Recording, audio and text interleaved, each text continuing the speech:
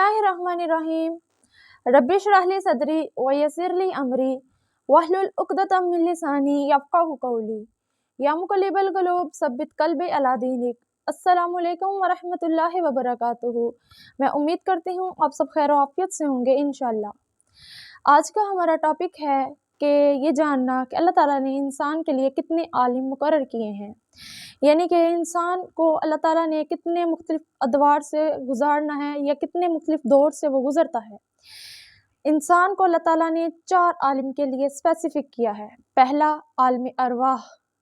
जब अल्लाह ताला ने हज़रत आदम अलैहिस्सलाम को पैदा किया, हज़रत आदम अलैहिस्सलाम की पुश्त पर हाथ फेरा तो क़यामत तक के लिए तमाम इंसानों की रूह जो थी वो इनके सामने बिखर गई, जो कि सूरह अराफ आयत नंबर 172 में आता है कि फिर अल्लाह ताला ने हम इंसानों से तमाम रूहों से वादा लिया कि क्या तुम गवाह बनते हो कि मैं तुम्हारा रब नहीं हूँ। हम सब ने कहा कि अल्लाह बेशक तू ही हमारा रब है। ये उस वक्त का वादा है जब हमारी रूहों को पैदा किया गया और उस आलम को कहते हैं आलम अरवाह। और क़यामत तक जितने भी लोग, जितने भी इंसान पैदा होते हैं, उनकी फ़ितरत में, उनके एक एक खून के ज़र्रे में तौहीद जो है वो शामिल है। अब ये आप सल्लल्लाहु अलैहि वसल्लम ने भी फरमाया है, जिस बात का मफ़हूम ये है कि आप सल्लल्लाहु अलैहि वसल्लम ने फरमाया कि हर इंसान जो है, जो बच्चा पैदा होता है वो तौहीद की फ़ितरत पर ही पैदा होता है। आगे जो वालिदैन हैं वो उसे ईसाईयत की तरफ, यहूदियत की तरफ ले जाते हैं, और जो मुसलमान होते हैं वो ऑब्वियसली मुसलमान का बच्चा मुसलमान ही रहता है। दूसरा जो दौर होता है वो होता है आलम दुनिया। पहला आलम अरवाह, फिर आता है आलम दुनिया।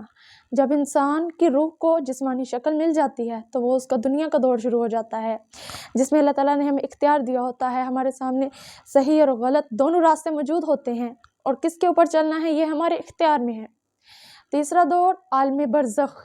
जब इंसान फौत हो जाता है, उसे दफना दिया जाता है और मुख्तलिफ मज़ाहब में उनका प्रोसेस मुख्तलिफ होता है। इस तरह आप सल्लल्लाहु अलैहि वसल्लम ने फरमाया कि कब्र जो जगह होती है वो जहन्नम के गढ़ों में एक गढ़ा और जन्नत के बागों में एक बाग होती है।